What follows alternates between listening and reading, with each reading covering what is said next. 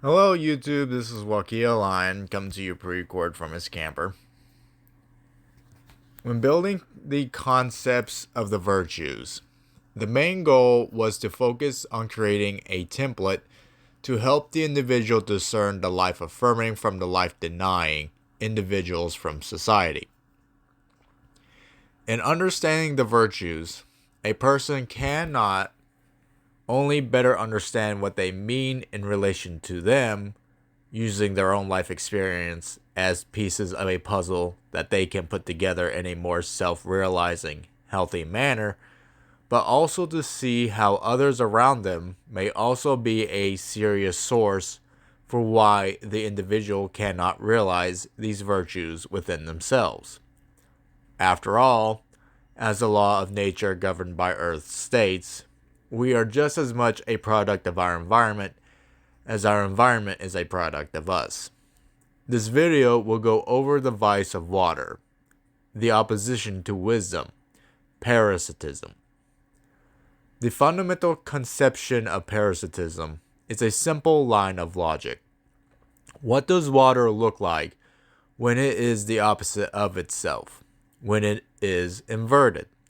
The simple answer is fire. So, what does water look like when it becomes like a raging fire, flooding and drowning? By Chaldeanism's rationality of nature being pure and true, flooding and drowning shouldn't be seen as life-denying, and that's true. Flooding doesn't destroy things like we think of it. It only misplaces it, moves it. Drowning takes a life, but death is not evil. It's only a part of the dichotomy of life and death and the cycle of death. So then, I asked, what is fire's fundamental nature? To eat. See, when fire eats, it leaves behind raw resources. It breaks things down to their core components to be used again by something else. That's why fire is heavily associated with rejuvenation, rebirth, revivals, etc. It's fundamentally hunger. It tears things down. Water, however, fundamentally builds things up or moves it. It satisfies. So instead of satisfying life as water does, it's constantly sucking life out of whatever it's trying to consume without truly eating it. Hence, parasitism.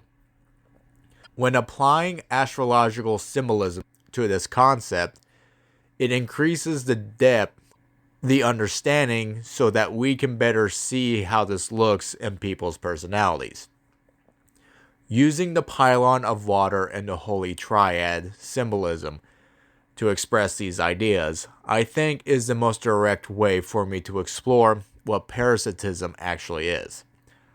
I think where parasitism starts to take effect is when a person doesn't have the three paths of meditation, or schools, as I've called them, in balance. Body, mind, and spirit. The 3 points of the triad have to be in close equal unison with one another for a person to not develop parasitic traits. If any of these 3 are overemphasized or lost from the balance, it breaks the foundation of wisdom and breeds the vice instead of the virtue. Body, represented by the zodiac signs Scorpio and the governing lords Pluto and Mars, represents the school or path of Catholicism. When it's healthy, Catholicism is about accepting, owning, and even appreciating pain and the blue emotions. Pain is power, is a natural law or credence by which the school operates.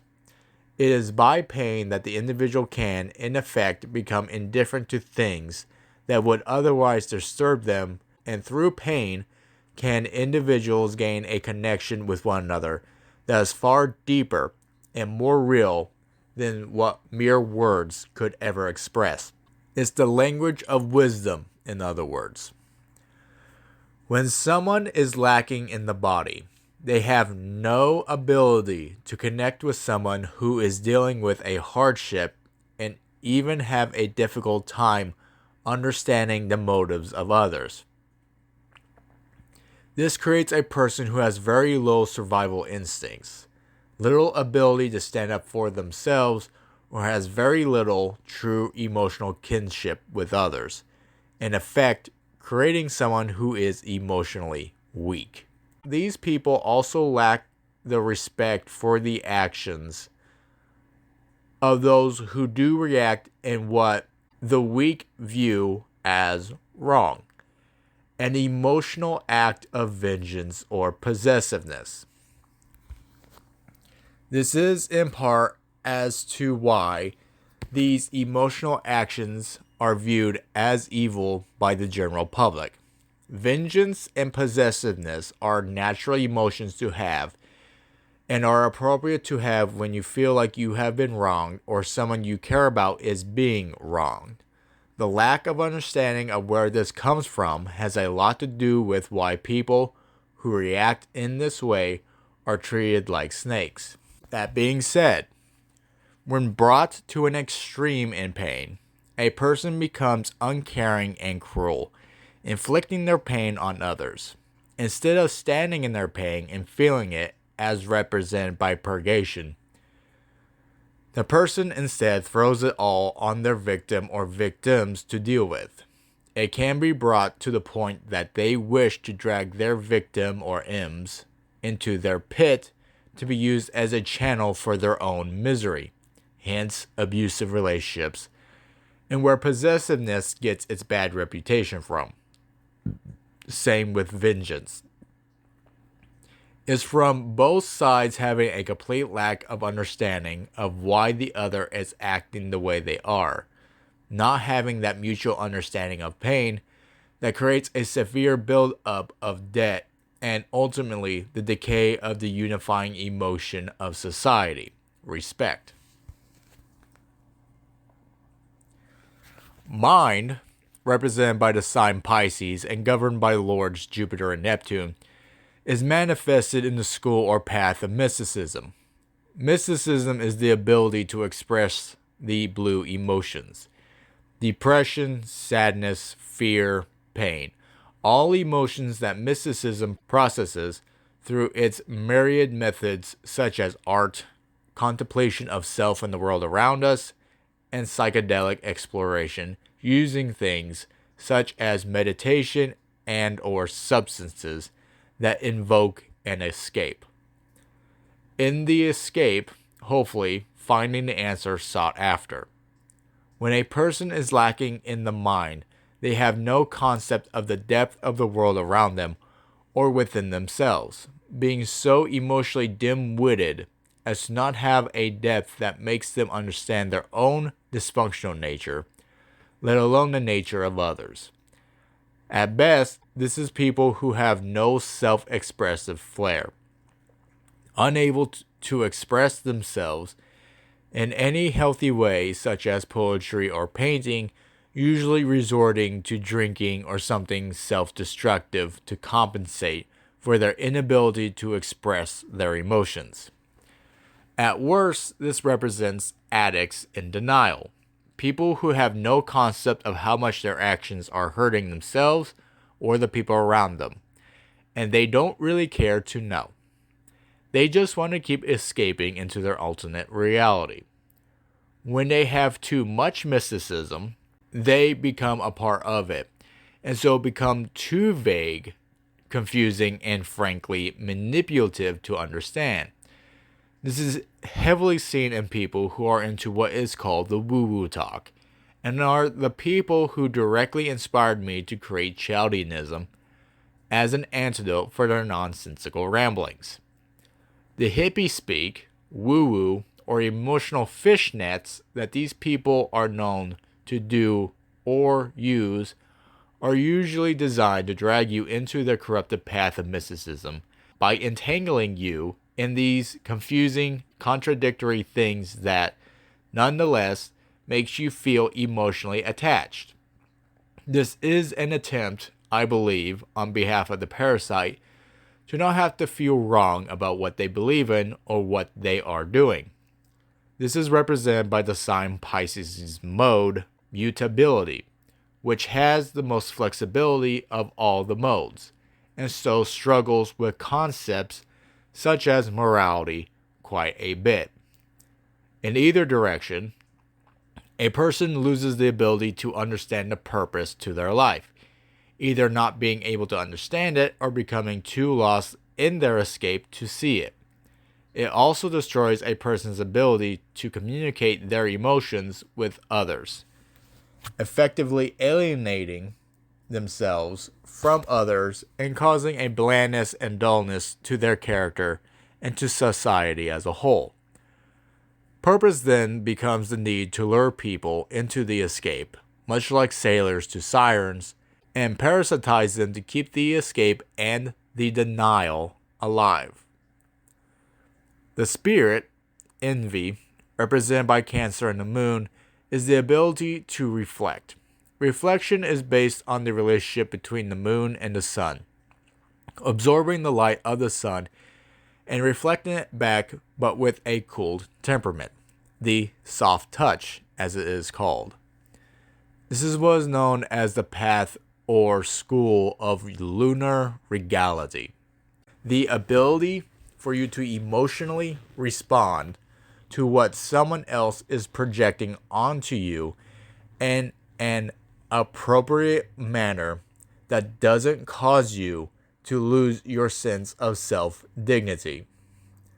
When a person doesn't have the ability to do this, you can see it easily in children who throw tantrums of all kinds, whether through rage or crying or laughing uncontrollably, or however else it shows, even through showing a complete lack of emotion.